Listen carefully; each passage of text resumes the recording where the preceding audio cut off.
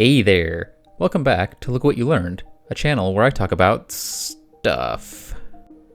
Guys, it's really freaking cold here.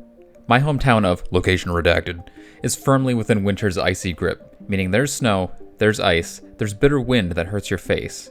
I gotta say, I love it. I've always loved wintertime. I find the long nights and cold temperatures much more appealing than the bright inferno of summer. Granted, that's because I'm lucky enough to have a nice heated home to hide in, but you get the picture. As much as I enjoy the winter, it currently doesn't last forever. But maybe I can change that. Perhaps if I petition the right god or godlike being, I can get them to bring at least a little bit more winter than usual. But who would I even ask? You hear about gods of war and water and weather in general, but you don't often hear much about gods with specific power over winter. Well, you will now. I've dug into the lore of 3 different ancient deities specifically associated with winter. Let's see if we can find one that can prolong glorious winter for all of us. Before we begin, a couple disclaimers. Firstly, just so that there's absolutely no confusion, this isn't an actual tutorial on how to appease gods. I play it up here, but I don't actually believe any of these gods are real. Everyone knows that the only true divinity comes from the Ori. Hallowed are the Ori. Hallowed are the Ori. Secondly, this is just going to be a basic primer on each of these deities. If you find the information interesting, you should seek out sources from experts on each of these cultures, which I am not. We'll kick things off with a real blowhard by the name of Porius, the Greek god of the northern wind. Even if you've read all of the Percy Jackson books, you may not have heard of this guy. While Porius is a Greek god, he's not an Olympian like Zeus or Poseidon. Instead, he's what's known as an anemoi, or a lower class of wind god, who causes change in the seasons. Since you're watching a video about the winter gods, you can probably guess that Porius is the anemoi of bringing winter. Smart. Porius is said to live somewhere in the mountains of Thrace, and whenever he comes down to Earth, he brings cold winds that usher in winter. Sometimes he blows the winds out, and sometimes he is the wind. The point is that when he decides to visit, things get chilly. It's not really clear what's supposed to trigger him to bring the cold, but I personally like to connect it to the myth of Persephone and her mom Demeter. I won't go into it too much here, since it's a pretty famous myth, but basically, the goddess Persephone has to spend 3 to 6 months a year in the underworld, and during that time, her mom Demeter is too sad to carry out her duties as a goddess of harvest and fertility, thus causing winter. Maybe Porius gets a text whenever Persephone is about to head down to Hades. The only people who were safe from this windbag were inhabitants of a mythical land known as Hyperborea, which stood at the most northern part of the world. You might have noticed that there's a similarity in the name here. Boreas, Hyperborea. That's not a coincidence. Hyperborea is often translated as beyond Boreas. Anyway, while Boreas is the guy who brings winter, he honestly isn't really associated with any other part of the season other than the cold wind. Now obviously cold temperatures are important, but what about the snow? For that, you'd probably want to talk to his daughter Kione, who's also known as a goddess of snow. Yeah, I know cold air can lead to snow, but shut up, I'm doing a thing here. Also, Boreas doesn't have a lot of swing around Mount Olympus, so if you bring him down to prolong winter, you might end up peeving off another, much more important god. Probably don't want to do that. So it didn't really pan out with the Greeks. Why don't we look at a culture who is known to have inhabited a pretty cold part of the world? How about the Gauls?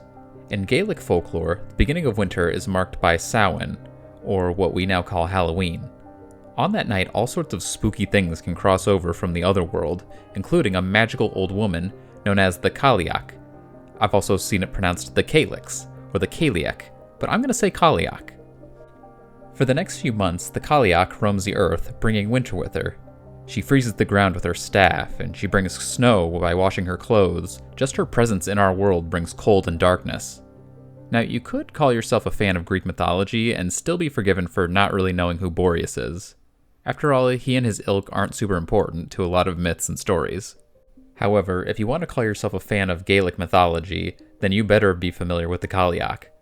She isn't some random minor character, she's actually considered one of the more important goddesses. Now, the distinction between Gaelic and other Celtic cultures can get very confusing, but it seems that to some, the Kalyak was one of the oldest divine beings. While she's heavily associated with winter, she's also sometimes said to have the power over storms and command over wildlife. Basically, this is one goddess you don't want beef with. But what if instead of beefing, you wanted to extend winter indefinitely?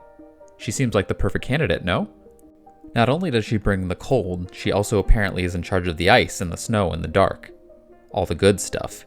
Unfortunately, it would probably still be a no. See, she's not the only seasonal goddess.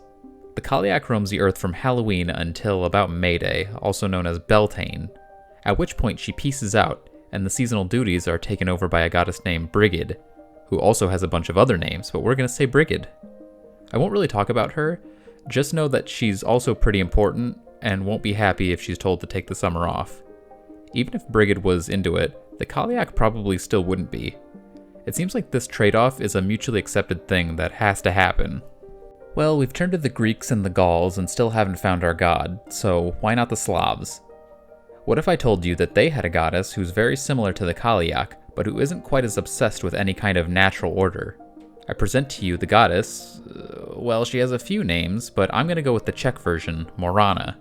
Mirana is indeed a very similar being to the Kalyak, and that she's a goddess of winter who roams the earth for several months during the year before turning the reins over to a different goddess in the spring. Her origins are actually pretty similar to those of Persephone, in that she apparently was kidnapped by a demon named Kurt, who was taken to the underworld where she was changed into her current form. She returns to our world every year, bringing winter with her, until about March when she's supplanted by the goddess Lada. However, while the Kalyak seems to be willing to head back to the spirit world, Mirana literally has to be killed in order for winter to end. Yeah, you heard me. Okay, so it's a little more complicated than that. Basically, many Slavic cultures would hold ceremonies in which they would make effigies of Mirana, which they would then drown in order to send her back to the underworld and bring about spring.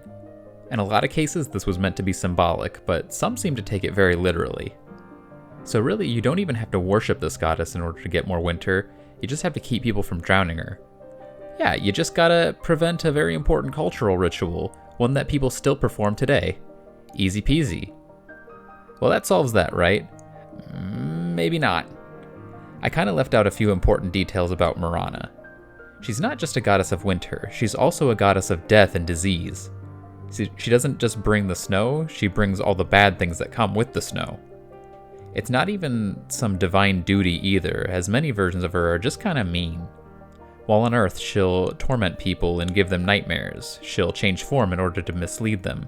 She'll unplug your phone at night while you sleep so it doesn't charge overnight. Real sick stuff. Safe to say, you don't really want her around longer than she has to be. Well dang. I guess I just have to accept the fact that I can't prolong the winter. I just need to enjoy it while it lasts before it starts getting warm and bright outside and I'm forced to wear shorts. I'm gonna go roll around in the snow, so this is where the video ends. Do this stuff if you liked this video, you know what I'm talking about, I don't need to explain it to you. Until next time, look what you learned.